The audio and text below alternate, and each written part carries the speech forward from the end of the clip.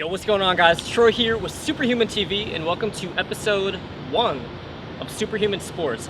We're going to dive deep into the most interesting subject at hand, and that is Kevin Durant's free agency. Now,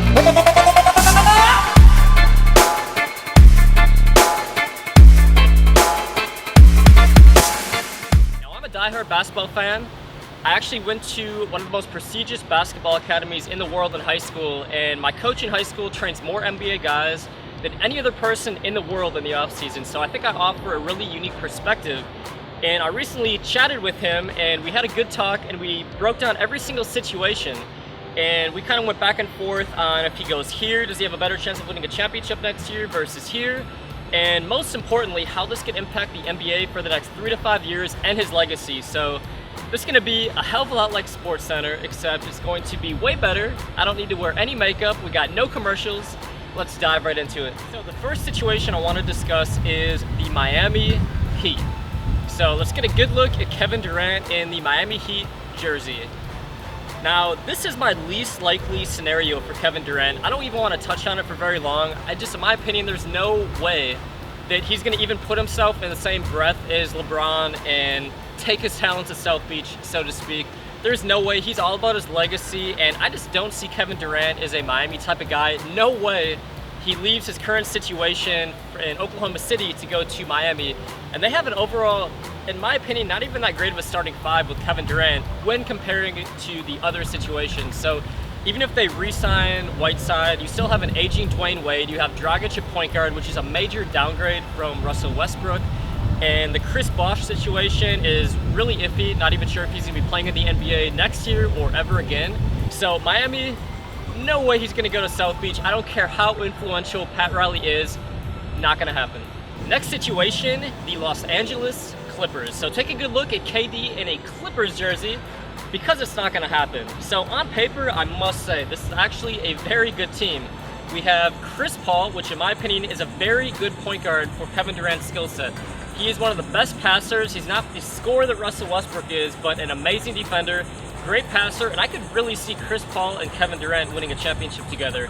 We have Blake Griffin and DeAndre Jordan, by far and away the best front court that Kevin Durant has ever played with. So that would take a lot of pressure off of KD from a defensive rebounding standpoint and allow him to save his energy on being the best scorer on the planet, which is precisely what he is and where he is at his best at. They have some other good pieces. They have JJ Redick. They have Jamal Crawford, who is a free agent but would be a great scorer off the bench for that team. On paper, the Clippers do make some sense, but there is no way he's going to choose the LA Clippers over the Thunder, over the Spurs, and over the Warriors. If you put KD in those lineups, they're far greater, so I'm just going to completely eliminate the Clippers right now. KD will not be going to Los Angeles. Next up, this has been getting a lot of hype recently on good old ESPN because they like to hype up these stories involving major market cities, the New York Knicks. Now, KD, it makes decent sense why he would go to New York. He can create his own legacy. He would be the clear-cut top dog on that team. But New York Knicks, they are just a mess. They haven't made the playoffs in a couple years. They just have no core foundation. In my opinion, Carmelo Anthony is the most overrated player in the NBA. I just can't picture Carmelo Anthony and Kevin Durant really gelling. And I know they're talking about how they're hanging out in the offseason. Look, hanging out in the offseason and having a beer by the pool is a lot different than going in the trenches and winning a playoff game with somebody. So I cannot see him going to the New York Knicks. They have a pretty decent team, but KD's trying to win a championship next year. I would say the number one most important thing that he's looking at when it comes to making this decision is, number one, he has to get that monkey off his back and win his first championship. There is no way in hell he's winning his first championship with Porzingis. As good of a player as he is, he's still very young and very raw. So having Porzingis as a core player on that team, Porzingis is not going to take over the Eastern Conference Finals and the NBA Finals if they're in that position with KD. So KD's got to look at his legacy. He's got to get that monkey off his back and win a championship next year. There is absolutely no way he chooses the New York Knicks. Next up, we have the Boston Celtics. Now, in my opinion, this is a very interesting situation because playing in the Eastern Conference allows you to make the NBA Finals a lot easier. He literally only has LeBron James in his way if he chose any Eastern Conference team. And the Boston Celtics, on paper, might not have the talent that the New York Knicks have. and a lot of other Eastern Conference teams, but they were, I believe, a 4 seed last year. So they win games, they got an awesome head coach, they're defensive minded, they're tough, and they have a lot of flexibility to sign other key free agents. So they have a great point guard who I think would be an amazing complementary player to KD's skill set in Isaiah Thomas.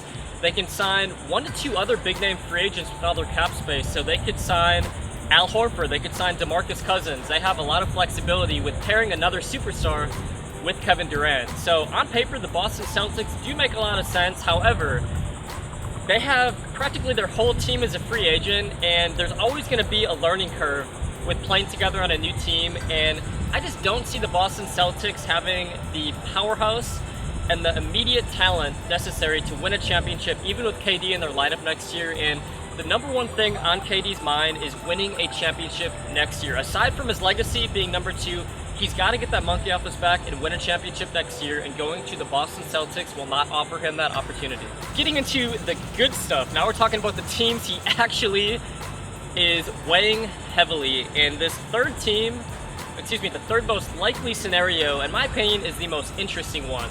The San Antonio Spurs. And the reason that it's so interesting is, can you imagine a lineup with Kawhi Leonard and Kevin Durant and LaMarcus Aldridge and all their core pieces? They put together the perfect elements with their bench. They have outside shooters, they have depth, they have ball handling off the bench.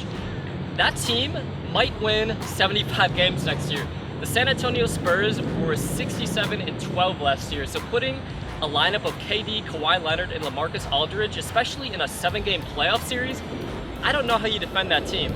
Now, the problem, and I think the thing really weighing heavily on Kevin Durant's mind, is that's been a Western Conference nemesis now for quite some time. The Oklahoma City Thunder have been quite the adversary for the San Antonio Spurs. In fact, they're one of the only teams in the NBA the last 5 years that have been able to take them out of the playoffs multiple times and cause a lot of matchup problems. So I just don't think Kevin Durant, in terms of his legacy, is going to choose such a major adversary to play with. Now, they could win immediate championships with KD, absolutely. I think him going to San Antonio next year would make them the NBA title favorite. But right past that is weighing heavily on his mind is how would that impact his legacy? And I think Kevin Durant wants to go down. Obviously, he's one of the greatest players of all time. Now, going to a team that has already won, I believe, 5 championships over the last 12, 13 years, even if KD wins a couple in San Antonio, he's not going to get the credit that he deserves. And ultimately, to become a top 10, top 15 player of all time, like KD aspires to do, you have to create your own legacy. You have to create your own situation. Just like Tim Duncan created all those championships when he came to San Antonio, I know deep down KD wants to create those championships himself. He doesn't want to have any other scenario where, he went to a title contending team already, or he went to a situation where they already have an established legacy. He wants to win titles now and get all the credit himself. So I just don't see KD in a Spurs uniform next year because of all that. Next up, we have the Golden State Warriors. So take a good look at KD in a Warriors jersey. Now, I'm going to break this down as follows. This is probably the most interesting situation because if Kevin Durant chooses to go to the Golden State Warriors, I do believe it gives him the best chance of winning 3+ championships. I think that they have a legitimate chance to win 3, 4, 5, maybe even 6 championships together. When you look at the starting lineup of Draymond Green, Stephen Curry, Kevin Durant, and Klay Thompson, throw in an athletic center such as Joakim Noah or Al Horford, that team is literally unbeatable. And the thing that I like most about that roster is that if you take even one of those core guys out, say that Draymond Green goes down or Klay Thompson goes down, in a 7-game playoff series, I think they're still going to be the favorite over just about any team in that situation. So that team is just flat out scary.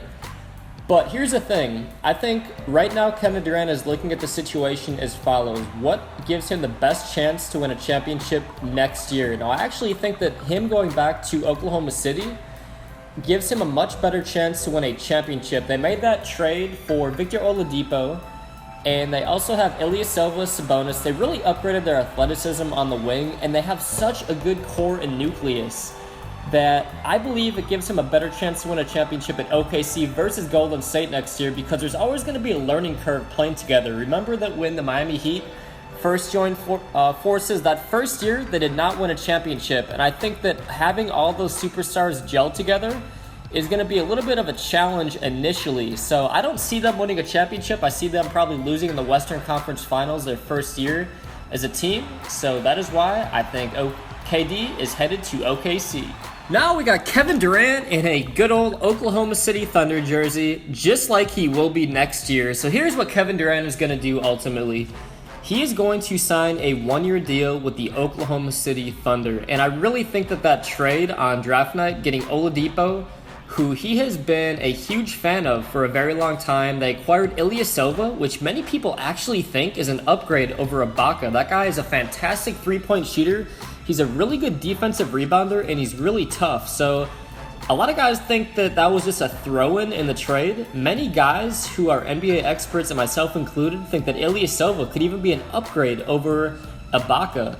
And on top of this, they're also rumored to be going after Al Horford and another key free agent. So I think that him going back to Oklahoma City Thunder gives him the best chance of winning a championship next year.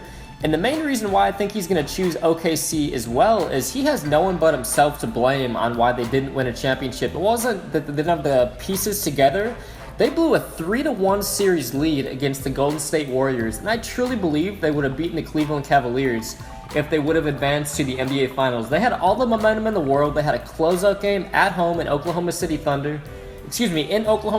and they couldn't close it out. So he has only himself to blame, and I know he is super hungry to win a title with that team. And just the idea of him playing with Oladipo and Westbrook, Steven Adams is coming together. They're probably going to sign another free agent. I think that is just way too attractive. He's going to roll the dice and sign with Oklahoma City Thunder for 1 year. And then he's going to really wait this out and see where Russell Westbrook decides to sign. So they're both going to be free agents at the same time next year.